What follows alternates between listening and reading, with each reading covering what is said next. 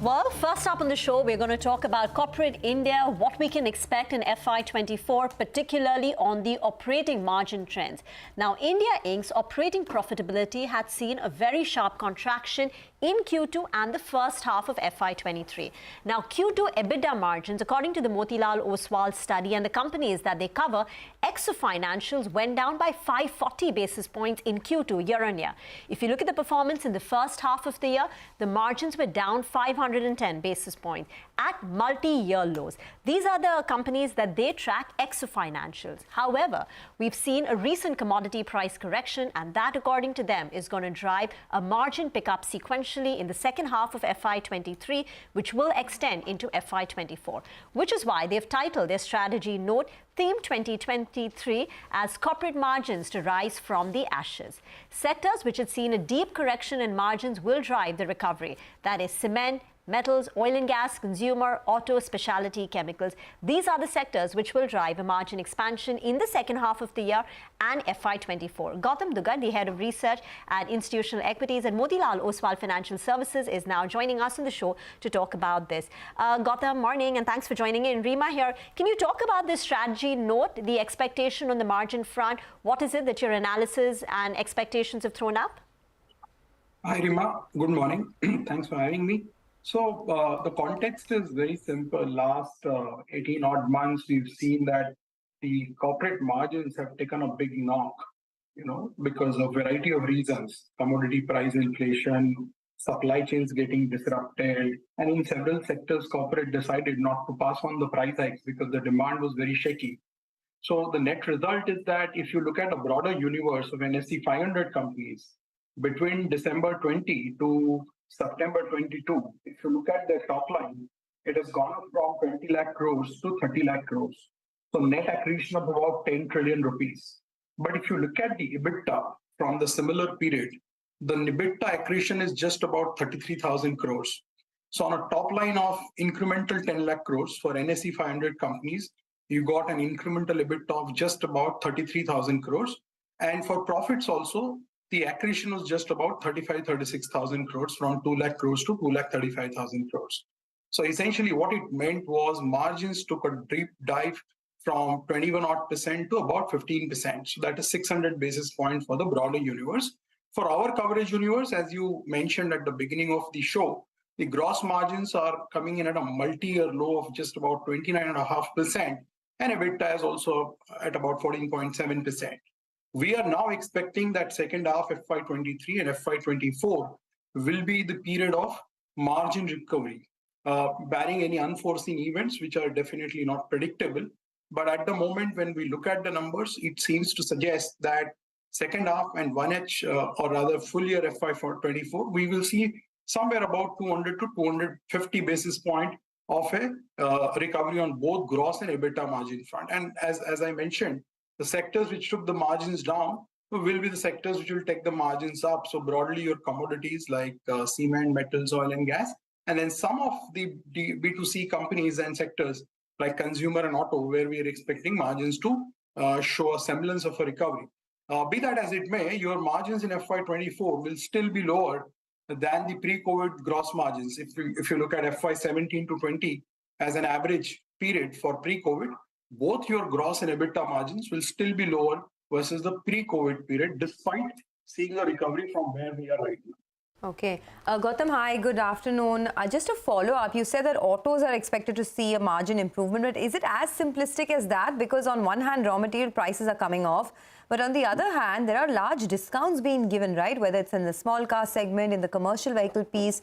Do you think it'll offset the positives from lower raw material costs? And how do you deal with the stocks then?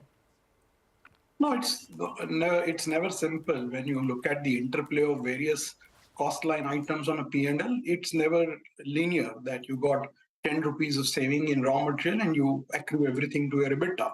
It will always be a function of how your demand is shaping up. Specifically for auto, we are seeing three forces at play. One is the terrible supply situation on semiconductor front, which used to prevail till about June, July, has shown a marginal easing, which is what the corporate commentary during the second quarter con calls across auto sector suggested. So your supply situation has eased up. Second, demand specifically in four-wheelers and CV is looking quite robust. Two-wheeler is still in doldrums. And third, incrementally, your margin, basically the commodity price pressures have eased off. So combination of these three will definitely provide a positive catalyst for margins. To an extent, it will get mitigated by any discount that may be on offer going by segment to segment. For example, there might be a case where a particular company or a particular segment is facing a demand pressure. So they may want to pass on a higher discount. So that can always happen. But at an aggregate basis for auto sector as a whole, we are still seeing a margin improvement at the gross margin front by about 130 basis point and EBITDA margin by about 200 basis point over the next 2 years. Do remember that this is all coming off on a very low base. If you look at the auto sector profitability in 2018, in Nifty, it used to be 28,000 crores. We ended FY22 at about 8,000 crores, and our expectations for FY23 is 21,000 crores. So on a 5-year basis, the profits are still not back to where they were in FY18. All right. Hi, Gautam. Morning, and thanks for joining us.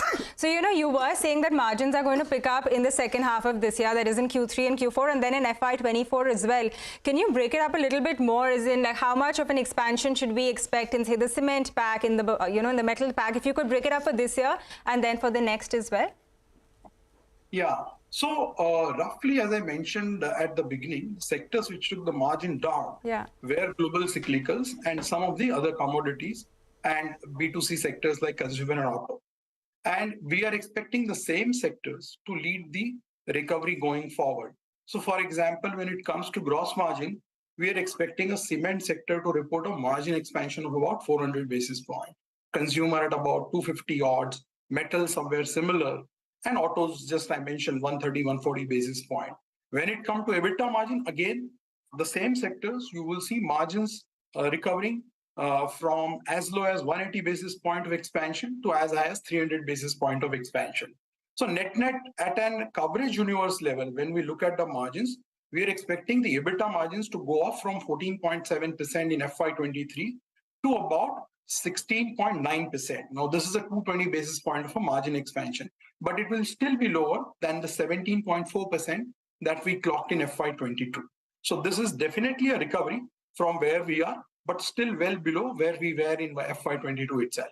Gautam, very quickly, you kept saying that even after the margins rise in FY24, they will still be lower than the pre-COVID levels. Which are the sectors where there is a maximum gap in terms of margins compared to pre-COVID levels, and some numbers over there? And what can drive that margin recovery? And secondly, just wanted to get your thoughts in on IT and what we heard from HCL Tech overnight. Yeah, so let me come back to the second question first. On IT, clearly you will see a lot of volatility in commentary happening as we move forward because the global macros are still not settled. Stock price reaction will always be disproportionate on either side. So you saw HCL Tech yesterday lowering their guidance band by about 100 basis points, and stock is down, I think, somewhere 5-6%. You will expect a similar kind of a reaction when guidances are raised as we move forward or whenever it happens. In the short term, obviously, it's always going to be very difficult to predict where the dust will settle because you're dealing with a very volatile macro where things are changing every fortnight. From our point of view, we like the sector because it offers very strong cash flow generation capabilities and a well-demonstrated track record over the last 3 decades where especially the large cap IT has navigated all the macro shocks very well and have emerged stronger after every crisis, whether it is 9/11, whether it is Y2K, GFC, COVID. So we don't expect anything different going forward. In the short term, obviously, there will be problems as they navigate the current macro environment. But we would think that current valuations do offer a good opportunity from a slightly medium-term viewpoint. So we will be buyer there, and we have a slight overweight stance in IT. Okay, just sorry. Gautam, just sorry, we're running out of time. I just want to squeeze in one question because cement is your, sector which tops your list, right, as the maximum potential to gain margins. This is a sector that has come back in a big way in the sense everything's falling in place, whether it's a pickup in demand, whether it's prices stabilizing, and now raw material costs cooling off as well. But a lot of these stocks have already gotten re-rated. I mean, JK Lakshmi Cement, for example, in the smaller guys. Do you think there is more upside left, or has a large part of it been juiced out already? No, I agree. A lot of this improvement is already reflected and is getting discounted in the current price because they have moved up. I think something like an Ultratech, which was 5,500, is now somewhere about 7,000. So a lot of the expected improvement in the operating margins is getting reflected there. For example, cement did an EBITDA per ton of 565 rupees in the quarter which has just gone by, which was at a decadal low. And we are expecting about 200 to 300 basis point of improvement in EBITDA per ton as we move forward. So it's very important to be very stock specific in some of these sectors because a lot of the expected improvement is getting reflected in some of those stock prices already. All right, Gautam, we got that. Thank you very much for joining us and taking out the time to speak with us today. That is Gautam Dugar of Motilal Oswal telling us that there is going to be a big margin recovery